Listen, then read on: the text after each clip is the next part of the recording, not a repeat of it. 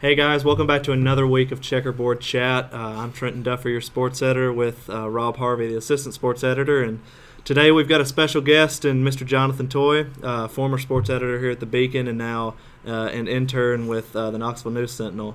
Living the dream. Living the dream. So we were all at the game last night, and Jonathan, I guess since you're the guest, tell us about what you thought about it. All right, quick summary. If you, for some reason, were sick, something happened, you missed the game for some weird reason. Tennessee was down 21-0, looked terrible. The season's about to be lost. Fans were ready to run Butch Jones out of town. A switch flipped. It was something happened in the locker room. Butch Jones might have lit a gator on fire, did something, get them fired up. They come out. This was the best I've seen Tennessee play, and I can't remember the last time I've seen Tennessee play so well in the second half. They scored touchdowns on 5 of their 8 drives in the second half, and one of those drives was when they just ran the clock out. They probably would have scored on that one too. They almost did, yeah. They did. They just looked really great. Who do you guys thought was the best player? There was a lot of options. To me, honestly, I thought Josh Malone once again. Yeah. Malone was up there. I won't say he's the best, but I was really impressed with Tyler Bird. He really stepped up, made some good catches late, and he didn't drop the ball at all. Ethan Wolf, Kroom, and Malone. I think Malone had a drop, didn't he? Yeah. Malone had a drop. So I think that was the biggest mistake Malone has made this year. Other than that, he's been perfect. He's been everything that he's exceeded expectations. Yeah. What do you think, Rob? I'll probably have to go with Derek Barnett just because, in the second half alone, he had 2 sacks and I think 2 QB hurries as well. And, he took the game over. It was unbelievable what he did on the defensive side in the second half. And speaking of defense, what happened to Callaway? It was because I'll have to rewatch the second half of that game, but he didn't get a single target. No, I don't even think he got a single target in the second half. I don't know I don't know what happened. Because I know he got hurt a couple times. He had to come off the field twice, and I don't know what happened. If they just were trying to be careful with him, or just they couldn't get open. I don't know who they stuck on him. Maybe Mosley. But I don't know. He just disappeared. Yeah. Did they put Buchanan on him at all? I saw Buchanan on him a couple of times. Yeah. And Buchanan played really, really well. They didn't even throw his way because him and Abernathy were both over there. Abernathy, I don't even know if Abernathy had a tackle, honestly, because they didn't throw his way. They tried to throw Mosley and Kelly's way and didn't really work in the second half. Yeah, and they burnt Mosley and Martin. Well, they burnt Martin more than they did Mosley, but they were definitely clicking there in the first half. Florida was with the receivers. Callaway had, I think, 4 catches for 135 yards in the first half alone. Yeah, and then that was what he finished with, I think, wasn't it? So, he was everywhere in the first half and just kind of died down in the second half, and that's when the Vols really turned on. You talked about Derek Barnett having I think he had 3 sacks actually in the second half. It's crazy to see, first 3 games the Vols had 3 sacks as a team, and then in one half Derek Barnett has 3 by himself. So well, it's because I think both of those sacks came in 3rd and long situations, and if I was a Florida fan, I'd be redneck mad at the play calling because they went super conservative on those first drives. So if you notice, it would be handoff on 1st and 2nd down, and then on 3rd down, and the runs were just runs over right tackle, very vanilla. The playbook just shrunk for Florida. I think they just thought their defense was good enough to hold on the lead. I don't think they were expecting Florida's secondary to get torched by Tennessee's wide receivers, but the play calling for Florida was really conservative, and Florida got a lot in 3rd and long situations and passing downs where Tennessee could blitz, and Bob Shoot blitzes on every play. He sends 8 or 9 guys every play, it seems like. And in the passing downs, Florida's offensive line just showed they couldn't block Derek Barnett. Yeah. Barnett almost had an interception. Yeah, he did there right in the end zone right at the end of the game. Yeah, he said after the game he was going to be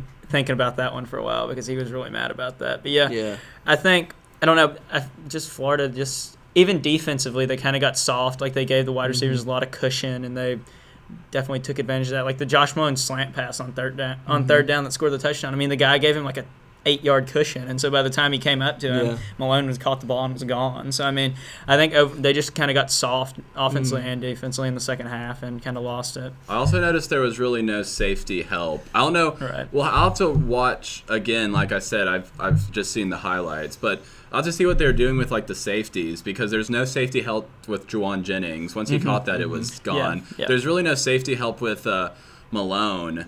And then, like, Ethan Wolf, he just burned his man, and there was no safety help over the middle. I think a linebacker was covering him, which you probably should have a safety helping out if a linebacker. And that was also a great throw by Dobbs. He put it, because if he underthrows that's going to be interception. And then there's a danger of, like, overthrowing it. He, like, lifted it up, allowed Ethan Wolf a chance to go up and catch it. That might have been, like, one of the nicest passes I've seen from Dobbs. Yeah, and Dobbs has those passes at times where he'll thread the needle and really make, like, an accurate pass. But then there are sometimes he'll, throw it a mile over the player's head. There was that one, I think it was the third quarter, maybe it was their second quarter or something. He was under center, and they were at the 15, I think, and he dropped back, like, did a 3-step drop and threw it, and it landed in, like, the first row of the stands. Oh, yeah, he threw it in, like, the corner in the first half. Yeah. I don't know. Yeah, I feel like those 2 interceptions were really bad. Like, they were especially I guess was it the first one in the end zone? That one was really, really bad because, I mean, it was to Juwan Jennings, but there was no one. I mean, it was right to the Florida guy. And then the second one, I know his arm got hit. But, I mean, other than that, I mean, Josh Dobbs played incredible. I was about to say, I think game ball goes to Josh Dobbs. Absolutely. I don't know if the comeback happens if Dobbs just always isn't even-keeled. He's always composed. The interceptions don't really faze him. He has the confidence to bounce back. And he kind of, I think, like, jump-started the team. And you also notice that Dobbs is a lot better when he has time to pass. Yeah, which the offensive line gave him a lot of time this time. Did. And I think one of Dobbs' better passes, which people really haven't been talking about, was the pass to Malone over on the sideline. I can't remember. It was in the second half where he underthrew him on purpose and did back shoulder. Oh, yeah, back shoulder through. And Malone just kind of pushed the guy off a little bit and was right there because Dobbs threw it absolutely perfect. I thought that was a designed, like, great play. Yeah. What did you think about Dobbs running last night, Jonathan? I noticed they didn't start actually running him until Tennessee was down. Yeah. I noticed that the play where he was the most effective when it was a 10, right after he's making those passes, Florida's probably thinking, oh, he's actually a real quarterback now, and they might have forgot that he run, but he did a zone read perfectly when they're up 10, that gained 20 yards. Yeah, right down the middle of the field. field. Then, of course, he just, like, drove people 5 yards for the end zone. So his running was good. He had 80 yards.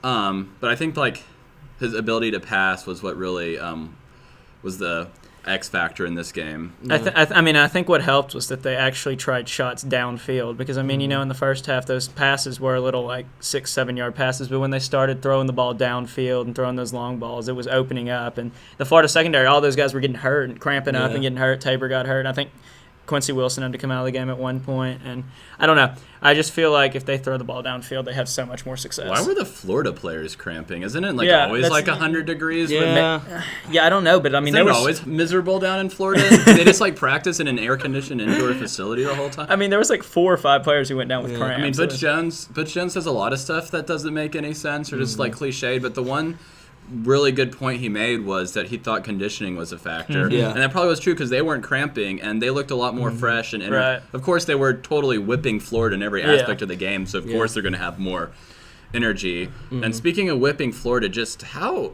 surreal was it to see that fourth quarter, like the end of the third and see that fourth quarter, just seeing what Tennessee was doing to Florida and just thinking, because usually Tennessee's in the reverse position and Florida's just having its way. Especially in the second half, the last few years, the second half, Florida has just taken, like Tennessee, like I know in 2012, I think, and then a couple other times Tennessee's been up first half and then the second half Florida just takes over. So kind of to see the reverse was a pretty cool sight to see. And I mean, you could just see it on all the fans. Like, I know we were down on the field with like 5 minutes left, and just looking around, they were all just like so relieved. I know walking back from the game, like I was walking down on the strip, and it was kind of quiet just because people were like, I don't know what to do because this hasn't happened in so long. And people were just so stunned about it. Yeah, I mean, a lot of fans and everything were in like the 3rd and 4th grade, 5th grade maybe. Fourth grade for me. Yeah, it was 4th grade for me. Like the last time Tennessee, beat Florida. So, I mean, you don't really know how to act because it's not something that you've ever experienced, as a college student. So, but it was a really great time. A lot of couches burned. Yeah, I saw some photos. What did you guys do after the game? I went to bed. I'm just gonna be honest. I'm gonna be. I walked on the strip. I'm like, it's kind of crowded, and I went to. My friends, for some reason, like Cool Beans. Yeah. I've not been a... Wait, dude, does Cool Beans sponsor our podcast? They do not. Okay, good, okay. I always think Cool Beans is a bit overrated. So my friend's like, yeah, we're at Cool Beans. And I get there, and I see, like, the line is super long, and everyone is kind of obnoxious and drunk. And I've been up since 8. I'm just saying, well... I'll just have to have people tell me what the celebration was like. I'm heading to bed. Yeah, honestly, after I finished writing, I walked back to my apartment and walked through the strip, and I don't know, I could tell I just really didn't want to get involved with it. So I went back and watched the end of the Arkansas A&M game, which wasn't much of a game. I know Texas A&M blew that game open. Yeah, it's gonna be a tough one for the Vols with it is because especially if they play that way. Trevor Knight had like 139 rushing yards. Like that's insane. Yeah. After the game, I went to what is that place? It's I don't know how to say this word. Palaio's Grill. Yeah, I went there. That place. That place. My parents my parents paid for it. So like my grandparents paid for Calhoun's today. So we're all living life right now. I had some SpaghettiOs at 11:45. Oh wow. Yeah, my parents paid for I got a steak and a baked potato, and like my brother did too, and I know I took half of mine home, and I took the rest of his home. So I've got like 2 potatoes and 2 steaks waiting for me. Just a quick Palaio's Grill. If you want to sponsor this podcast, Trenton just gave you like 2 minutes of free advertising. It's amazing food. Just a quick story about this man at the game, because we always love telling stories, making fun of Trenton. God. So I'm sitting there listening to Jalen-Reeves Maven talk about the game afterwards. And Trenton's supposed to be over there recording, I think it was Danny O'Brien or somebody. And I feel this tap on my shoulder, and I turn around and he goes, I gotta go. And I was like, it's like halfway through the interview process. He goes, I gotta go. And he just takes his backpack and leaves. Didn't see him again. Right. In my defense, I was talking to Jay Sean Robertson. I got everything I needed from him to write a story. I wrote a good story. Scratch that. I wrote a story. I don't know if it's good or not. And we'll let the readers judge. Yeah, we'll let the readers tweet at the Beacon. Is Trenton's story good or not? We'll get a poll going. We'll get a poll going. The Daily Beacon will get a poll going up after this. Yeah. So Trenton's story good or bad? Check out my story and Rob's story on the Daily Beacon. And Jonathan's on the Sentinel.com. But yeah, I got everything I needed, and like my parents texted me and they were like, "Hey." Oh, and speaking of texting me, I left my phone at the house. So I had my dad's old flip phone, and so they like text me, and I'm sitting there trying to type out, like on his phone about, I'm ready to go, and they were like, well, if you don't come on now, you're gonna have to walk home. I'm like, okay, all right, fine. And so I just left, and then we went out to eat, and it was a great night. We had a good time. And, fans, myself included, we're still kind of ecstatic about this win, but I don't know how to act about it anymore. I'd like to issue an apology. Got to snap and clear, Yeah. Actually, no. They give the players a day to savor the win or reflect on it. So that's the day. But when Monday comes, you're walking in that media room. You're focused on Georgia. Oh, yeah. You're focused on writing about Georgia. You're doing research on why Georgia's looked so awful the past 3 weeks. I think my favorite part after the game was Seth Stokes walking into the media room afterwards talking about how many little butches were going to be made after that win tonight. That was something else with their little crew cuts, and it was quite the conversation. I'm sure there were a lot of we'll just say happy people last night. Yeah, we'll say a lot of happy people last night. So there probably will be. In about 9 months, you'll see some Butches, some Alvins, some Jalen, Todd Kelly the third. So I swear he's related to. But I'd like to, while we're on the subject here, I'd like to issue an apology to Colton Jumper. I bashed that man for 3 weeks now, and he was behind Derek Barnett. He probably was the best player on the defense. He probably dedicated his performance to you. Yeah, I know. Made available. It's like that jerk in the Beacon kept ragging on me. I ripped him pretty bad, but no, he played. I hung the paper up in my apartments. All the articles he wrote. That's for you. He played really well. He in that second half he played with fire. It was pretty impressive, honestly. Yeah, there was one where he lit a player up, and the Florida's drive. They scored a touchdown that drive, but and in that third down it was still 21-3. Fans were still kind of miserable, probably considering leaving, which a lot of people did. And Colton Jumper and Colton. Oh wait, was I allowed to say that? Should I? Okay. Yeah. Anyway, let's just move on. Let's just pretend that never happened. Colton Jumper makes that big stop on 3rd and 1. That's kind of going to go down as one of the he hit the running back. Underrated plays of the game. That was a very good play. Yeah. So, Jonathan, I heard your mom left early. Oh, yeah. For her credit, she was with my grandfather, and my grandfather, and my grandmother hates going to games because it gets really loud, and she doesn't really like crowds. So she was at home by herself, and my grandfather doesn't like leaving her alone for a long time, which is sweet. And my grandfather also can't really handle crowds all that well. So, and he gets really sad when Tennessee loses. He doesn't get mad. He just gets sad. So when it was 20, they stayed in the third quarter when Dobbs threw that interception. As she's probably thought, oh, well, I've seen this scene before, 11 straight times. Let's just go. And then when they're riding back on the shuttle, the game was on the shuttle. And that's when Juwan Jennings got the 67-yard touchdown. And my grandfather said he's like, well, I guess I was bad luck for them. It's a good thing I left. He was happy. He was still happy. He said, me leaving was what was needed to end the streak. Yeah, and that's how a lot of people have treated this. Like, a lot of people who left, they're not saying, oh, man, I left and I didn't get to see Tennessee win. They're saying, well, I guess I was the curse. Yeah, I was the curse, yeah. So, whatever does it for him. And also, all the curses seem to, balance each other out or cancel each other out, because you had Checker Nealand, the Smoky Mountain helmets. Yeah, you had college game day. Yeah.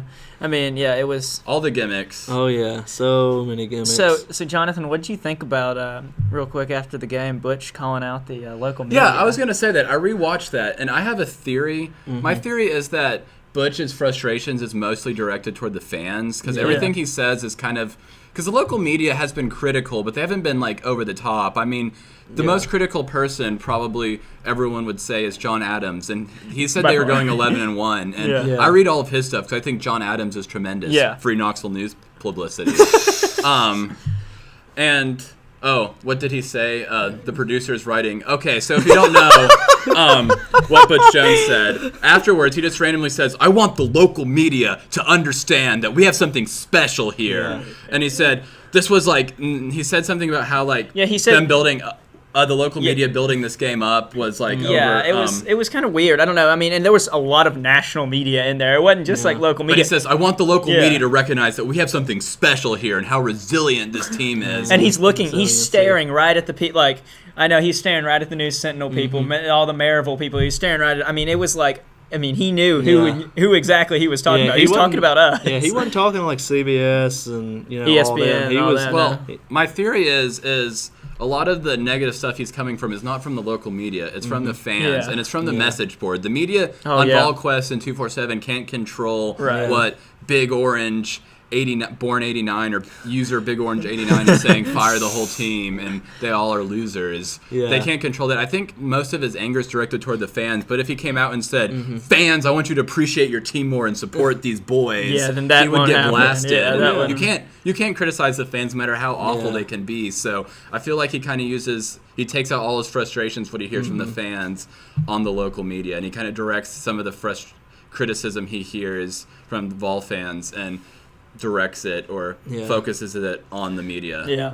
Yeah, he's bad about that sometimes, but you beat Florida, you can say whatever you want. I was about to say, he could have took his shirt off and yelled, "This is Sparta," and people would have given him a pass. I mean, the Vols have gone through 2 coaches since he's been here, and 1 coach and then 1 just left. So, I mean, moving forward though, I think you said earlier Chubb wasn't going to play this Saturday. It hasn't been confirmed, but they said it's a really bad sprained ankle, which, I feel bad for him because he's a really good ball player. And now twice, once in the first game last year. Now, if he doesn't play, he's going to miss the Tennessee game. I don't know. Yeah. I think that could be big for Tennessee. Speaking of Georgia, this Florida game had a very similar feel to the Georgia game last year. And we all know that Georgia game was what changed the season around. And that kind of lit a spark under the team. And for the exception of South Carolina, they came out and took care of business. Right. They gave Alabama a scare. That's all that people expected them to do. Yeah. They could have won that game, but other that one loss, which is very excusable, and a shaky performance against South Carolina,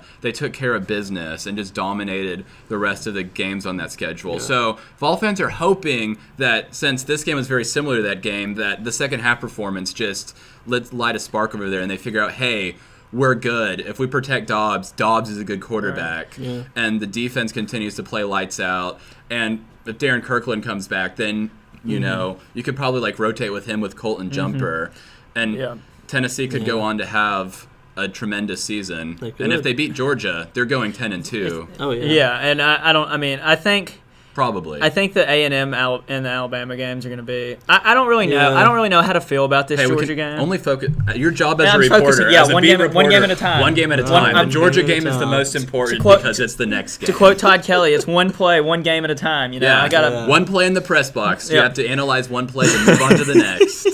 But I don't know how to really feel about this Georgia game because I feel like they could come in really down because Ole Miss absolutely blasted them yesterday. Like it was bad. But I also feel like they could come up fired up because they're ready to like show everybody. But I don't know. I don't really think Georgia is to the point where Kirby Smart wants them. I don't think they're SEC East like champion caliber. And so I think Tennessee wins. I don't really know what prediction, but I think they kind of pull away at the end and win pretty handily. Because I think they will play like they did in the second half. I think they carry that momentum in and handle them pretty easily.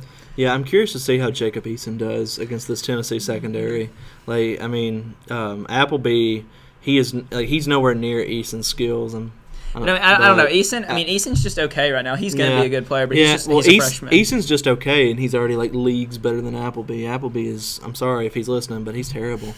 He was terrible in the second half. He was making some nice. Those throws to Callaway. I mean, Callaway was. He was throwing open. some dimes in the first half. Yeah, here and there, but Eason definitely I feel is the better quarterback, and it'll be interesting to see. Well, Eason shows up in the fourth quarter. Yeah. I mean, at least against Missouri, Appleby just totally did a no-show and threw that terrible pass to Kelly. Yeah. That was so. He avoided the sack. He did a good job to avoid it because no one was Yeah. open, and then.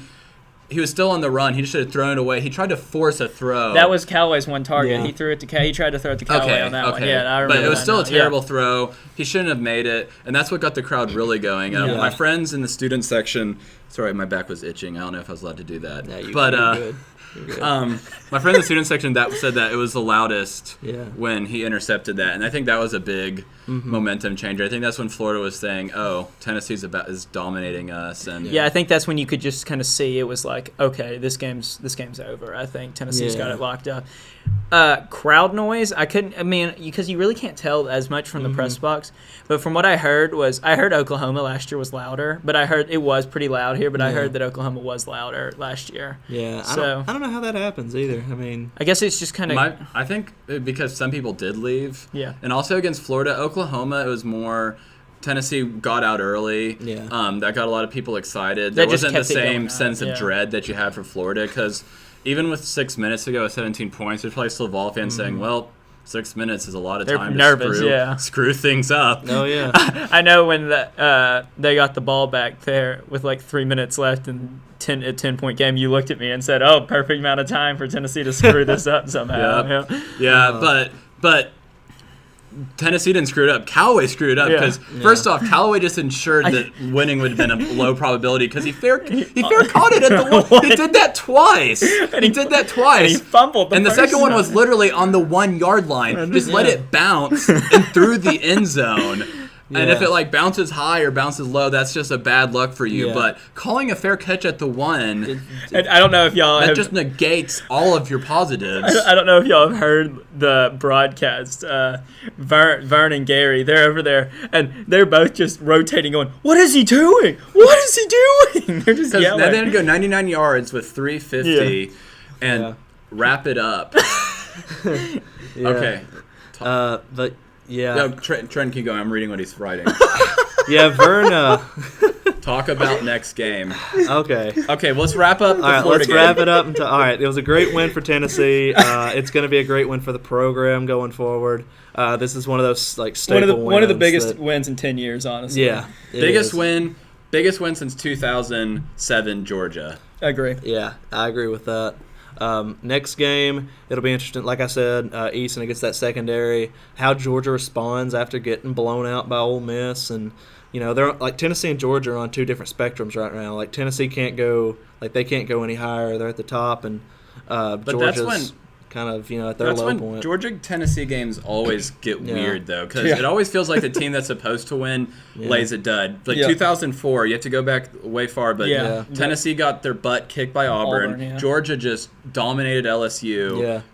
Georgia had like a 17-game home streak. They're a 17-game winning streak, I think. Streak, They were ranked number 3 in the country, one of the best teams. Tennessee goes out there and wins. 2013, Georgia looked great. Then half the team got injured. And so Tennessee-Georgia games are just weird. They are. That's why I shy away from making any prediction on this game. You just have no idea what's going to happen based on the past. Yeah, I think Tennessee can win this game. No, they should win, not can. They should. I'll say should. Yeah, they should win, but it's going to be interesting to watch, and I'm excited for it. So that's all the time we have for this week. Enjoy this win. Don't focus on Georgia until Friday. No. Save all the newspapers. Save the Beacon on Monday. Hang up the News Sentinel in your apartment. Newspapers aren't dying. They're a vital part of today's society. They're super awesome. Jonathan, it's been an honor to have you on. It's been great to have you back. Awesome. I feel like we created some magic here. I do too, yeah. We did create some magic. Yeah. Fireworks are flying. So, again, I'm Trenton Duffer. That's Rob Harvey. You can read Jonathan Toye's work at the Knoxville News Sentinel, or you can go to the Daily Beacon archives and read some of his stories from last year. Wrote a really good feature on Dobbs last year. So don't read before junior year. There's some really bad. There's some really rough times. So thank you guys so much for watching, and we'll see you again next week.